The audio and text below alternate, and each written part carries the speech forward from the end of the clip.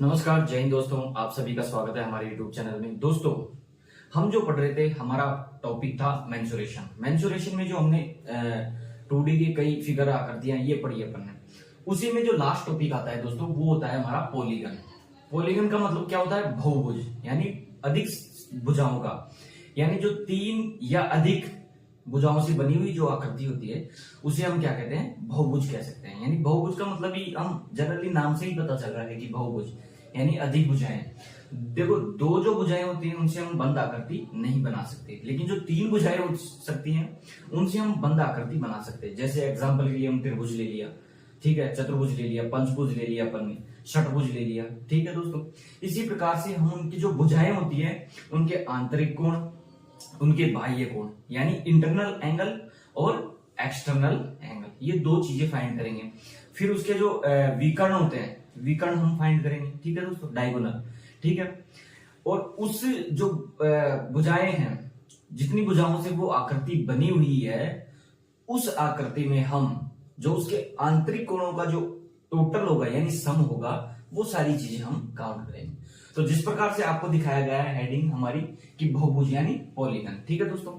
इसमें देखो, अगर हम n भुजाओं वाले आंतरिक कोणों का योग निकालें, n भुजाओं वाले बहुभुज का, जैसे मान लो कोई भी आकृति हमें दी गई है, कोई भी फिगर दिया हुआ है, जैसे आपको डायग्राम में दिखाया गया है, ठीक है दोस्तों।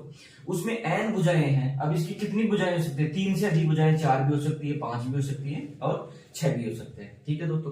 तो इन भुजाओं के जो आंतरिक कोणों का जो टोटल होगा यानी सम होगा, वो अपन कैसे फाइंड करेंगे? उसके लिए जो हमारे पास है वो है हमारे पास एक फॉर्मूला, ठीक है दोस्तों। उस फॉर्मूले को अपन यूज लेंगे। तो देखो, n-2 मल्टीप्लाई 180, यानी कोष्टक में अगर इसको बंद करके 180 से गुणा कर दे। अब यहां देखो n क्या दिया हुआ है? n दिया हुआ है कि भुजाओं की संख्या, ठीक है दोस्तों। इसमें n क्या दिया हुआ है हमें? भुजाओं की संख्या। इससे हम कितनी भी भुजाएं हो या कितनी भी भुजाओं वाला हमारे पास फिगर हो, उसके जो आंतरिक कोण होते हैं यानी जो इंटरनल एंगल होते हैं, उनका सम यानी टोटल निकाल सकते हैं, ठीक है दोस्तों।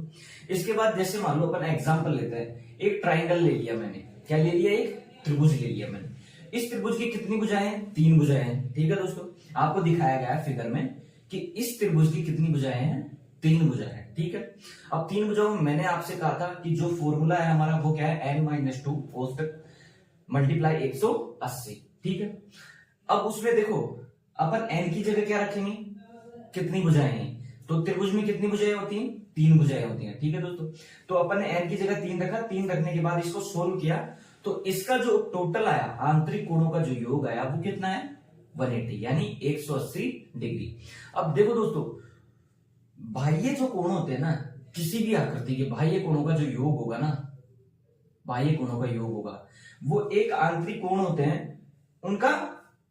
जैसे मान लो मैं आपको एग्जांपल दूं कि जो इंटरनल एंगल होता है और एक्सटर्नल एंगल यानी आंतरिक कोण और बाह्य कोण का जो टोटल होता है ना, वो क्या होता है? 180 डिग्री होता है। अगर मान लो आपका आंतरिक कोण 90 डिग्री का है, अगर आपका आंतरिक कोण 90 डिग्री का है, तो उसका बाह्य कोण भी कितना होगा? 90 डिग्री का ही होगा, ठीक है दोस्तों।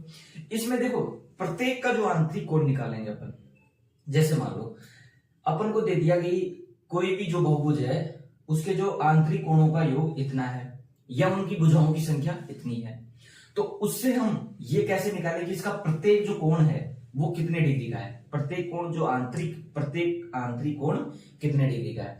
तो इसके लिए जो फॉर्मूला हम यूज करेंगे वो क्या है हमारे पास? n-2 यानी कोष्टक में n-2 मल्टीप्लाई 180 बटे n।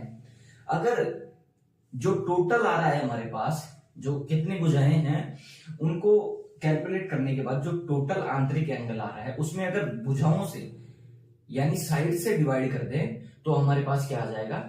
जो प्रत्येक आंतरिक कोण आ जाएगा, ठीक है दोस्तों। अब देखो, अब इसके बाद क्या होता है कि जो n भुजाओं वाले बहुभुज के बाह्य कोणों का जो योग कितना होता है? देखो, आंतरिक कोणों का योग कितना भी हो सकता है, ठीक है दोस्तों, लेकिन जो बाह्य कोणों का योग होगा ना हमारे पास, वो हमेशा 360 डिग्री होगा, ठीक है दोस्तों। ये अपन को एक नोट में लिख लेनी चाहिए कि जो बाह्य कोणों का योग होता है वो क्या होता है? 360 डिग्री होता है, ठीक है दोस्तों। और आंतरिक प्लस बाह्य कोण मैंने आपको बता ही दिया कि आंतरिक और बाह्य कोण कितना होता है? 180 डिग्री होता है, ठीक।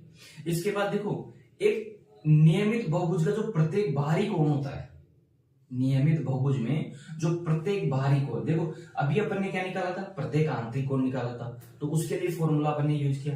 लेकिन जो नियमित बहुभुज में अब कितनी भी भुजाएं हो सकती हैं, तो उसका जो बाहरी कोण यानी एक्सटर्नल एंगल निकालेंगे, तो उसके लिए क्या करते हैं, हमें जनरली पता है कि जो बाहरी कोणों का योग कितना होता है, टोटल कितना होता है 360 डिग्री।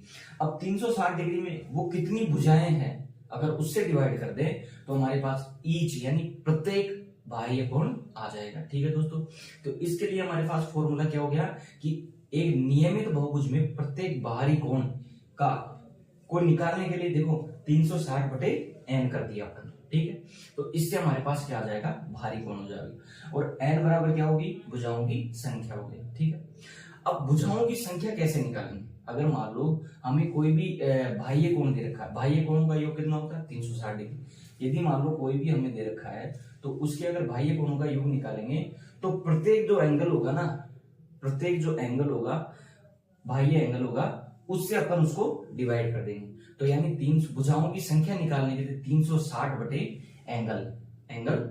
ठीक है दोस्तों, 360 बटे ई का मतलब क्या हो गया, यहाँ एंगल हो गया। ठीक है दोस्तों, अब दोस्तों अगर मान लो इसी डायग्राम में अपन डायगोनल की बात करें यानी विकर्ण की बात करें, तो विकर्ण अपन कैसे निकालेंगे, तो विकर्ण का जो फॉर्मूला है हमारे पास वो क्या है, इसी जैसे मान लो कोई भी पॉलीगन है या कोई भी बहुभुज है, उसके विकर्णों की यदि संख्या निकाले तो विकर्णों की संख्या कैसे निकालेंगे, उसके लिए फॉर्मूला है n-3। ठीक है दोस्तों, n-3 बटे n, नहीं n-3 बटे 2। ठीक है दोस्तों, ये क्या है, बहुभुज की जो विकर्णों की संख्या निकालेंगे। ठीक है, विकर्णों की संख्या निकालने के लिए n-3 बटे 2। ठीक है दोस्तों, इससे क्या निकल जाएगा कि इस बहुभुज में विकर्ण कितना है, क्या है, डायगोनल कितना है। ठीक है दोस्तों, और यहाँ n दिया हुआ है, क्या n बराबर क्या है, भुजाओं की संख्या। तो इससे आज हमारा